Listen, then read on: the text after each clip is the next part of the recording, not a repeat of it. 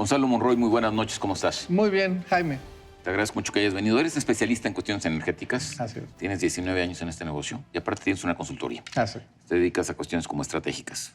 Bueno, y las energías renovables, bueno, pues son el tema, no solamente en México, sino en el mundo. Si hiciéramos una revisión de los últimos, no sé, 30 años de cómo ha evolucionado este proceso mundialmente, ¿cómo tú lo podrías describir? Sería justamente un proceso o los primeros inicios de una gran transición energética. Hace 30 años, por ejemplo, los proyectos pilotos, las tecnologías todavía no eran suficientemente maduras. Para darte una idea, las celdas solares, las primeras son diseños de los años 60. Básicamente, por ejemplo, las energías eólicas, lo tenemos en los primeros molinos de viento que vemos y que recordamos seguramente en el Quijote de la Mancha. Desde ahí tenemos esa primera gran idea de lo que es el aprovechamiento de la energía de una forma natural. Hoy, como ha avanzado en los últimos 30 años, especialmente en los últimos 10, es que se ha llegado a una especie de avance tecnológico tan impresionante que no se había visto antes. Los precios, por ejemplo, de los paneles solares que hoy vemos en varias casas, en edificios, se han desplomado cerca del 75% y su efectividad, su productividad, en este caso, ha aumentado casi en un 90%. 75 contra 90. Exactamente. Notable. Eso es lo que ha permitido justamente que a lo largo de no solo de la República Mexicana, sino del mundo, la adopción tecnológica sea muchísimo más acelerada. En el caso, por ejemplo, de las energías eólicas, el avance, por ejemplo, en las turbinas es impresionante. Apenas en el 2010 hablábamos de que la turbina más grande era de 3 megawatts, de esas grandes hélices, y últimamente, hace apenas 2 meses, se acaba de mostrar la última generación que ya son de 12, 4 veces ¿Y eso tiene que ver con el tamaño de las aspas? de las aspas, pero Sí. también es un aprovechamiento en el aerogenerador, en este caso la turbina que está empujando o que Genera aprovecha. más. Exactamente, es un aprovechamiento térmico, aerodinámico, es una cosa impresionante de ingeniería. Ahora, hay una cosa muy importante que me explicaron recientemente un amigo tuyo, por cierto, Víctor Ramírez, que es que la energía solar es una energía diferente de la energía eólica, Sí. porque la energía eólica finalmente siempre es el esquema de un generador, ¿no? Tradicional. Exacto. Mientras que la energía solar es un esquema totalmente distinto. Eso me parece importante. Sí, no, por ejemplo, fíjate, hay dos elementos muy importantes y qué bueno hacer la distinción. Una, podemos hablar los grandes parques solares. Hace apenas esta semana se acaba de inaugurar uno muy importante en Hermosillo, Sonora. Y ahí estás viendo las grandes granjas, literalmente, de paneles solares alineados que tienen una tecnología para el mayor aprovechamiento. Y por el otro lado tienes lo que nosotros conocemos como el empoderamiento del ciudadano, que es donde tú puedes ir a un centro comercial, literalmente, o pedirlo por internet, y con algunas certificaciones o certificados instaladores, puedes ponerlo en tu propia casa. Esto cambia el modelo muy impresionantemente. Cuando tú tienes, por ejemplo, la generación de los grandes generadores, esos se interconectan a la red como si fuera una planta común y corriente de cualquier otro Te vuelves combustible. autosuficiente. Bueno, más o menos. Lo que pasa es que esos funcionan como una planta, como si fuera una de Se ciclo conecta, combinado, claro. una de diésel o de carbón, y puede entrar al sistema. En cambio, del otro lado, estás empezando del último lado de la cadena. Tú le aportas, en este caso, no a las redes de transmisión, sino a las redes de distribución. Una de los grandes faltantes que tiene en este momento, y de grandes retos que tiene la Comisión Federal de Electricidad. Ahora, como quiera que sea, son dos esquemas diferentes. Una cosa es que tú generas un poco de energía y lo que te sobra se lo vendas a CFE. Y otra cosa es que realmente esto alimente. Aunque, a ver, en este esquema, no sé, millones de usuarios que generan un poco de energía, realmente se podrían volver un porcentaje sustantivo de la generación de energía. Sí, de hecho esa es la parte más importante. Y si me preguntas a mí, en el reto de la transición energética, ese va a ser probablemente el segundo o tercer paso más adelante. En este caso, por ejemplo, no es difícil poner en los códigos de construcción que los nuevos centros comerciales que utilizan, por ejemplo, mucho de aire acondicionado, igual la parte de oficinas, tengan que tener un componente de autosuficiencia energética, típicamente paneles solares, que siempre tenemos la idea incluso de que es la parte oscura. Ya hay algunos paneles que son transparentes con una buena utilización. Esto justamente... Me perdí lo oscuro y lo transparente. No. Lo que pasa es que típicamente el que vemos, el panel solar que instalamos en las casas o en las oficinas, es el color oscuro como el que estamos viendo en el café. Pero ya se ha desarrollado una nueva tecnología donde estos paneles son transparentes como esta mesa. O sea, el oscuro tiene que ver con el principio de los colores, que el color negro Tendría atrae. una mayor absorción. Claro. Exactamente. Bueno, en ese caso lo reflejaría, genera una sensación Sí. térmica y eso genera electricidad. En ese caso, en ese transparente tiene una mejor absorción. Es un mecanismo un poco diferente. Pero es técnica, digo, tecnológicamente. Exactamente, ya es tecnológicamente viable.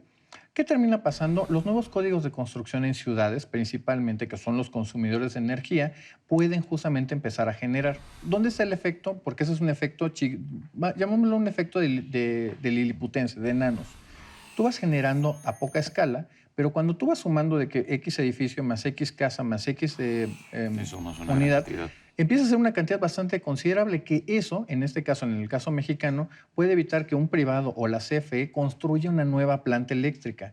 Vamos básicamente distribuyendo de una mejor forma, en lugar que esté monopolizado de estos grandes productores, a una parte más distribuida, mejor, más dispersa y Eso por tú ende ves más segura. como un horizonte, no solamente en México, con un horizonte viable y a nivel, digamos, mundial. Exactamente, exactamente. ¿Tú Hay crees que hacia allá va? Entonces, Vamos hacia ese lado. Ahorita, por ejemplo, ya hay algunos experimentos, hay que ponerlo de esa manera, una forma bastante de proyectos piloto, donde, por ejemplo, la misma carretera va generando a través del tráfico, va generando la energía sí, para ir alimentando. acabo de ver un reportaje sobre eso, pero parece que fue en Francia y que fue un rotundo Exactamente. fracaso, ¿no? Exactamente. Se levantaron Se los... levanta, no fue totalmente viable. Pero sería Son proyectos solucionando piloto. el problema. Son proyectos piloto. Y es justamente esto. Todo esto, gran parte, es prueba y error. Para darte una idea, ahorita todavía hay, por ejemplo, en las redes sociales sobre todo, se está manejando de que hay una especie de energía eólica sin aspas, que se sería básicamente un tubo que va girando. Esos tubos no funcionan. Ese es un excelente, literalmente fake news, valga la expresión, porque no está demostrando lo que verdaderamente pasa, ni tampoco es un aprovechamiento eficiente de la energía. Ahora, volviendo, digamos, al panorama internacional, tú hablaste de esta renovación, digamos, de esta revolución que se ha venido dando en los últimos años. Y en ese panorama internacional, ¿cuáles son los países que van más aventajados o más rápido en esta transformación, en esta transición que tú dices? Están ocurriendo en diferentes niveles y en diferentes escalas, pero principalmente te diría, Europa lleva justamente la voz cantante en ese tipo de cosas, tanto en proyectos Más que piloto, Estados Unidos, más que en Estados Unidos. más que California y Texas. por Lo que ejemplo. están haciendo, por ejemplo, California y Texas lo están haciendo, y eso es algo súper importante, lo están haciendo a nivel local e incluso a nivel ciudades, dado que el presidente Trump, que sería el gobierno federal, está en el camino contrario. Que además entiendo que hay una diferencia muy importante. En California es como una política estatal con subsidios. Y Exactamente. en Texas es absolutamente el mercado, Libre mercado. pero los dos van muy rápido. Exactamente, exactamente. Por ejemplo, el estado de California tiene un problema de electricidad en general bastante cara, ya sea de ciclo combinado que viene por gas natural, la combinación de solar y de eólico. En cambio, por ejemplo, Texas, sin ningún tipo de subsidio, lo está generando de esa forma. Pero regresando ¿A qué se debe? básicamente a los incentivos de mercado que están teniendo. Son diferentes. Son diferentes. Para poder competir, por ejemplo, las eólicas con un ciclo combinado que tiene precios incluso hasta negativos de gas natural, tiene que ser muy eficiente, muy, muy eficiente. El mejor factor de planta, la mayor cantidad de turbinas y un aprovechamiento tecnológico muy interesante. Pero fíjate, yo creo que el futuro, curiosamente, va a venir gran parte de lo que está haciendo una parte China. China, por ejemplo, es el principal responsable de la caída de los precios de los paneles solares. Prácticamente el mundo está a base de paneles solares chinos y este incremento de productividad... Son de buena calidad, debe de haber de Bastante todo, bueno, ¿no? Sí. bastante buenos, Sí. bastante buenos. Siempre hemos tenido la idea de que son productos malos. No, son productos bastante buenos. Tenemos otro lado, por ejemplo, lo que está haciendo la India. La India, este gran consumidor de carbón, está empezando también a desfasarlo para tener una parte de ciclos combinados y también un aprovechamiento de Define energía ciclos renovable. combinados.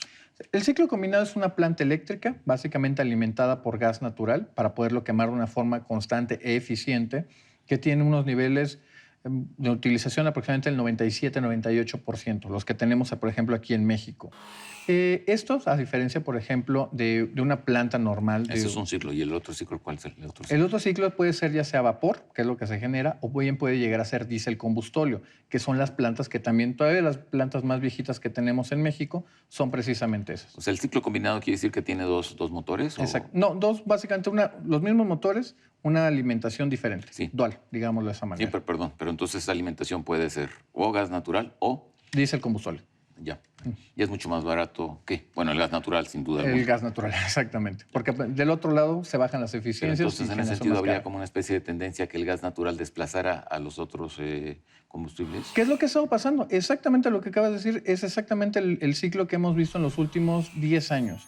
La abundancia del gas natural, sobre todo en Estados Unidos, ha ido desplazando al carbón a pesar de los esfuerzos que hace el presidente Trump. lo ha ido desplazando completamente.